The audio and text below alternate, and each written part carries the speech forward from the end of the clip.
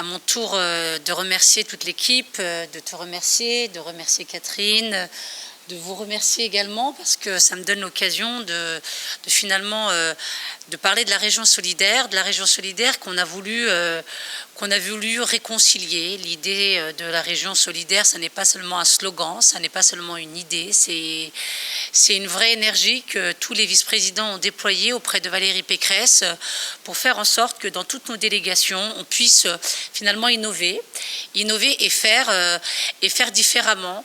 Alors évidemment, on va me dire que la région n'a pas la compétence santé. Oui, la région n'a pas la compétence santé, mais pour autant, elle a décidé d'avoir une politique volontariste, de pouvoir s'engager et accompagner les professionnels de santé. Donc on a un peu révolutionné d'abord les services et c'est vrai qu'on a fait appel à Cédric Arcos et puis à Karine. On a voulu donner vraiment l'accent et mettre l'accent sur une politique de santé qui était pour nous inexistante, insuffisamment promue et finalement désorganisée.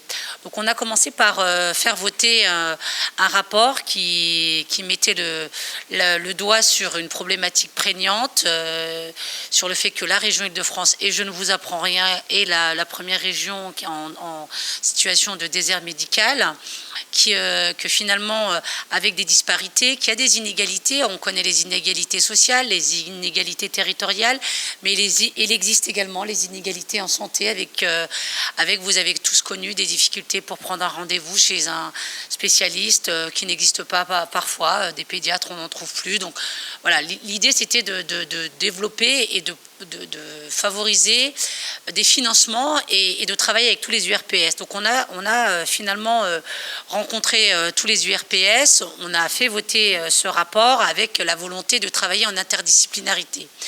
Et ensuite on s'est rendu compte que des maisons de santé étaient créées parfois et qu'elles étaient vides parce qu'il n'y avait pas cet engouement, il n'y avait pas cette association de médecins qui pouvait avoir sens et donner sens dans le volet de la pluridisciplinarité que les professionnels en santé voulaient.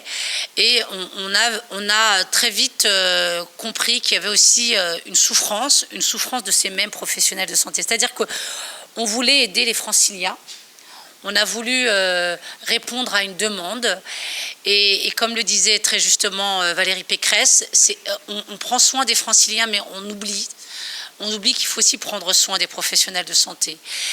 Et c'est là qu'on s'est rencontrés, c'est là qu'on a connu l'association et avec Cédric, on s'est dit effectivement, il ne faut pas qu'on passe à côté de ce que l'on découvre souvent dans les faits divers ou dans la rubrique, dans les journées des faits divers où on nous explique qu'il y a une cadence effrénée aux urgences, qu'il y a des agressions, que les professionnels se font racketter, qu'il y a des zones de non-droit, mais qu'aujourd'hui, de plus en plus, il existe des zones de non-soins.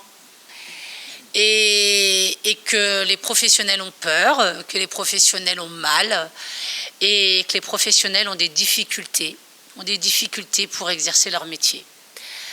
On a donc soutenu cette association, on a donc voulu les accompagner et on a financé, alors oui et non, ça n'est pas forcément un besoin de financement, mais pour ces associations-là, c'est un besoin de financement.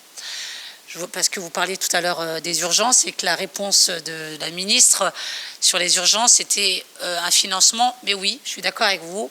Il n'y a pas que le financement, mais il faut aussi savoir reconnaître que parfois un financement est essentiel pour développer cette plateforme, pour la faire connaître et puis pour libérer la parole. Alors on parle beaucoup de libérer la parole, mais là effectivement c'est important, c'est mettre des mots sur des mots et moi j'ai pas plus tard qu'il y a 15 jours j'ai pris rendez-vous chez un spécialiste et avec 10 minutes de retard j'arrivais de Paris, je vous raconte un peu ma vie, mais pour finalement je me dis mais vraiment on a bien fait de soutenir cette association parce que en arrivant je lui dis écoutez j'ai 10 minutes de retard, je suis désolée, j'ai essayé de prévenir votre cabinet et cette dame, ce médecin était, mais vraiment, je l'ai vu se décomposer en me disant qu'elle n'en pouvait plus, qu'elle craquait, que c'était millimétré et qu'elle était mal.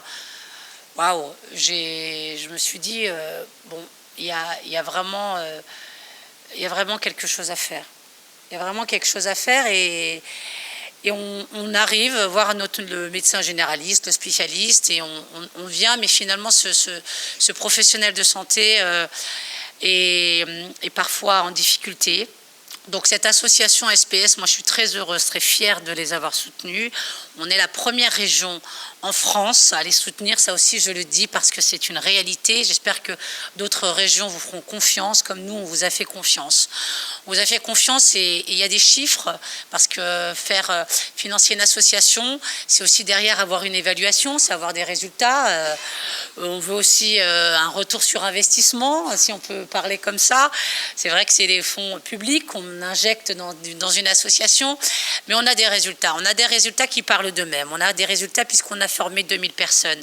Ces 2000 personnes, c'est 2000 aussi, alors je ne vais pas dire 2000 réunions, mais c'est en tout cas 2000 échanges. 2000 échanges avec les JAD hein, que vous avez mis en place, et ces fameuses journées d'aide et d'écoute. Mais c'est aussi quand on a du mal à faire le premier pas, à aller dans vos colloques, c'est d'abord cette plateforme qui permet d'avoir un anonymat, de respecter cet anonymat, et c'est une plateforme qui permet finalement d'abord de libérer la parole et derrière d'enclencher une vraie relation. Et moi, avec Cédric, avec Karine et puis toute l'équipe, Guillemette, Pierre Valentin, on œuvre au quotidien pour aller sur le terrain. J'étais il y a 15 jours à l'hôpital Gonesse et c'est vrai qu'à chaque fois, vous êtes invités, à chaque fois que moi je me déplace, à chaque fois qu'il y a des colloques. J'ai fait un événement encore une fois unique puisque on est la première région à valoriser les professionnels et paramédicaux, puisque dans ma délégation, je finance toutes les formations paramédicales, c'est les infirmières, les aides-soignantes, les kinés, et j'en passe, les éducateurs spécialisés, enfin plus de 30 formations, et jamais une soirée n'a été dédiée pour les récompenser, jamais une soirée n'a été dédiée pour valoriser les initiatives. Parce qu'il existe des initiatives. Il existe des initiatives dans les écoles, et pour donner, c'est vrai, vous avez raison de dire, c'est aussi la relation, c'est une relation d'aide. Parce que quand on veut travailler dans ces métiers-là, quand on veut être infirmière, quand on veut être médecin, on a envie d'aider l'autre. C'est une vocation, c'est cette relation d'aide qui est le socle de l'engagement. Et cette relation d'aide, malheureusement, elle est ensuite finalement un peu en difficulté quand ça part d'une idée et on voit que dans le quotidien, eh bien, il y a cette cadence, il y a la course au rendement. Quand on travaille dans les hôpitaux, on voit bien qu'il y a des difficultés, il y a du burn-out qui s'installe. Et quel drame que d'entendre des fois des pensées suicidaires et des professionnels qui passent à l'acte. J'ai en tête un médecin qui s'est défenestré à Jean Verdier. Parce qu'il ne pouvait pas concevoir que le directeur de l'hôpital puisse diminuer son budget. Il est venu à l'hôpital et il s'est défenestré. Il a eu 2 enfants et c'est un acte fort que d'être un professionnel, que d'être médecin, que de venir avec sa petite mallette et venir et se défenestrer dans son bureau. Je me dis, mais quand est-ce qu'on va prendre conscience de ces drames au quotidien? Il faut prévenir. C'est pour ça qu'il faut mettre le frein à main. Mais d'abord, la première des actions, c'est de prévenir. Et c'est cette prévention qui est nécessaire. Cette prévention, en fonction des gouvernements, on met ou pas de l'argent sur la prévention parce qu'en fonction aussi des ministres qui sont en place, ils estiment que finalement la prévention, on n'arrive pas à la quantifier. Et moi, je dis qu'on va la quantifier, parce qu'on la quantifie quand on voit les professionnels qui viennent, ne serait-ce qu'ils appellent. Ça veut dire qu'il y a une difficulté rencontrée. Donc ça, c'est déjà quantifiable. C'est pour ça qu'avec Cédric, avec Karine et toute l'équipe, on veut les accompagner, on a envie de les soutenir.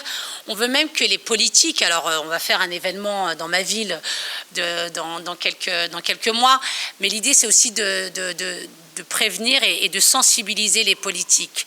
Parce que tous les politiques viennent me voir, tous les maires viennent me voir pour me dire j'ai besoin d'une maison de santé. J'ai besoin, c'est un engagement de campagne, c'est une volonté politique, parce que les administrés viennent me voir en me disant que le médecin généraliste qui a 65 ans va partir à la retraite. Donc on en a tous conscience. Mais ce même médecin qui vient et qui est en burn-out, qui est malade lui-même et qui n'en peut plus, est-ce qu'on fait en sorte de l'aider ? Est-ce qu'on fait en sorte de l'accompagner? Et c'est pour ça que moi, je veux qu'on mette l'accent, et je suis très heureuse de vous accueillir dans ce bel hémicycle qui s'appelle Simone Veil, qu'on a inauguré. Et c'est vrai que cette femme qui a fait beaucoup pour changer aussi beaucoup de choses dans la société, qui a changé les codes. Et bien nous aussi, dans cet hémicycle, on veut changer les codes et on veut mettre l'accent sur cette association. On veut mettre l'accent parce qu'on veut vous aider, les professionnels en santé. On veut vous aider, on veut vous accompagner et on veut que vous soyez bien. Donc pour reprendre vos mots, on veut vous accompagner à être cette vigie et être vigilant, et nous serons à vos côtés pour être vigilants. Je vous remercie.